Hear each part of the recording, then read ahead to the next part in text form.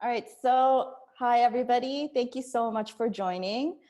Today we'd like to introduce you to our app, PlayAll. This is a new way to share, discover, and listen to music. So the members who created this app are my partner, Jeff Bentley. Say hi, Jeff. Hello. And myself, Yurika Namba. And we both worked on this on a full stack scope. And so there was a lot of pair programming involved, and we worked on all the different functionality and components together. So when we were thinking about what to create, we decided that we wanted to do something that we were really passionate about and that we really loved. And so in addition to our love for coding and also for drinking, we discovered our shared love for music. And we especially bonded over Japanese band Sakanakshon. And also we discovered that we really loved the Spotify music platform. And while we were remote working, we were trying to find ways to share music with each other live and in real time while we were coding. But we couldn't find any services that would satisfy our needs. And so we decided to build it ourselves. And that is how PlayAll was born. So PlayAll is a website where you can play and listen to music in real time with other people. So you need a Spotify premium account to join. And when you log in, you can share music with other people by playing music and becoming a host and creating a room. You can also discover and listen to new music by joining a room. And you can also relax in a permanent room that's open 24/7, and you can join anytime. And you can listen to tracks that are carefully handpicked and curated by both Jeff and I. So I'm gonna jump into the demo now. And for those of you watching, you can visit playall.app and follow along. You'll need a Spotify premium account, but please feel free to join in now. And this is our splash page. You'll be directed here if it's your first time accessing the site or if you aren't logged in. So we're gonna start by logging in. And once you've logged in, you can either make a room and play music or join a room and listen to music. So we're gonna start by making a room. First, we'll start by naming a room. So I'm gonna name my room Code and Chill. And then you can search for a song to play. So I'm gonna search for a song called Discotheque. And you can see the results generated here. Once you find the track that you want to listen to, you can simply click it and the music will start playing. You can see what's being played here. You can also adjust the volume. And you can also pause and play the music. And in this section here, you can see the number of listeners in the room. This will update in real time while people come and go. And you can also see who's listening to. And you can see a playlist generated here. So if you wanted to add songs to your queue, you can come over here, and I'm going to search for some Backstreet Boys to add to my playlist. So you can see the songs being added like this. Yep. Oh. And if you make a mistake, you can come here and delete the songs that you want to take off from your playlist. Just give it a minute there. And oh, you can see Riku has joined our room. And now I'm going to pass it on to Jeff to walk through the listener's experience. All right, so as a listener, we have a few ways for you to enjoy some music. So first of all, on the main page, we have our Play All Jams room. This is the permanent room that Yuriko has mentioned before.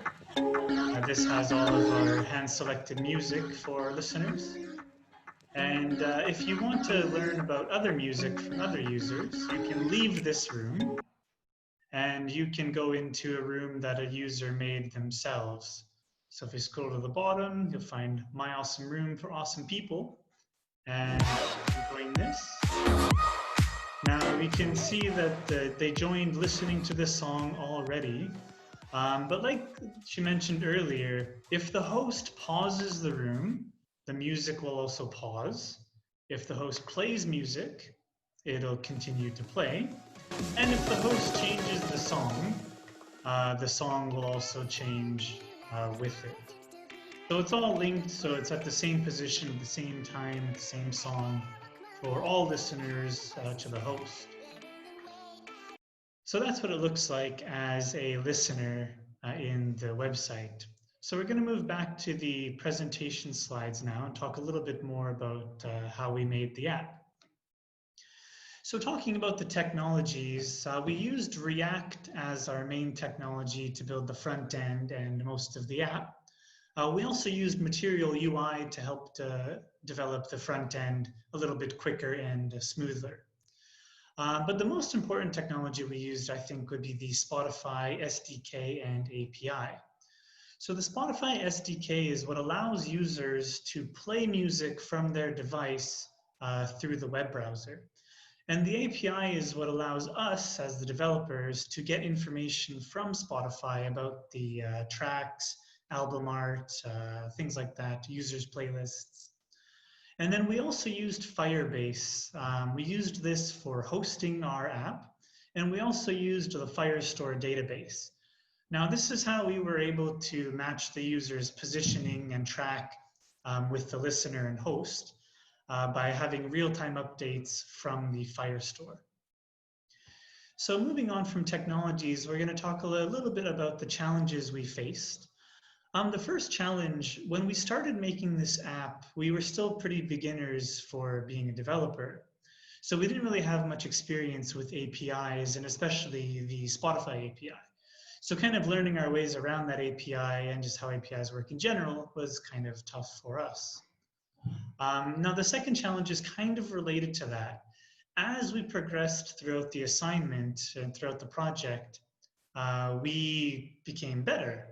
But looking back at our previous code, it was kind of a struggle to see how messy our code was and how things were not quite as up to our level as we are at the time.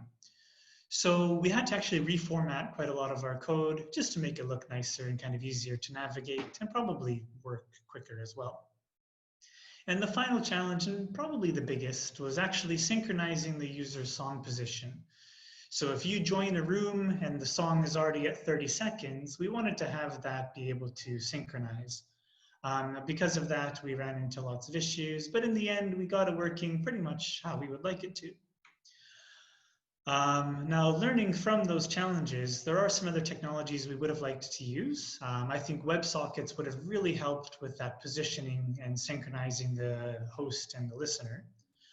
Also, as the project grew, so did our states and variables. So I think that adding Redux into our app really would have helped us in the end managing state and all the different variables we had. So from what we learned, we have a few tips for anyone who's interested in doing something like this themselves. When dealing with the Spotify API, or probably any API in general, you can use some third-party wrappers. So you can download these things through like NPM or through Yarn, and they'll kind of have like a shortcut version of how to use these APIs, a little bit smoother, I guess. Another one that I recommend is really get a deep dive into the API. So what I mean by this is as you progress, continue to kind of look back at that original API to see if you have a better understanding of it. I think your understanding will grow over time, and then you can use things you might have missed the first time you looked at it. Also, Spotify offers a showcase of different projects that use their API and SDK. So you can kind of go through those projects and get an idea of how people are using it. And most of them are open source, so you can look through the code as well if you need a little help. The last point I just want to give a little advice on is be careful about the database and reading and writing to it. So we had a few issues where we were reading and writing to the database way too much, and it maxed out our use for that day. A few times we had this problem. So we did do some refactoring and make it work out a little bit better, but just be aware of that. And moving on to the future features.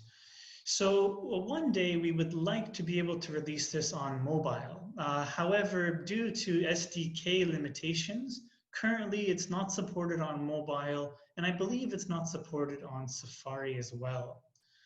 Another point we would like to implement is to create and share a URL of the hosted room. So you can just send that link to your friend through chat and they can just join your room right away. And the last, but also maybe biggest one we would like to implement is live chat functionality. We were testing this with a group of 5 or 6 people and we all really enjoyed using the app, but we had kind of realized that having more communication with the host and the users, it might just make everything a little more fun overall. But that is it for our presentation for today. So thanks so much for listening. You can scan our QR code here to get in touch with us, or on the screen we have our Twitter, GitHub, and our homepage as well. So thank you all so much. Thank you.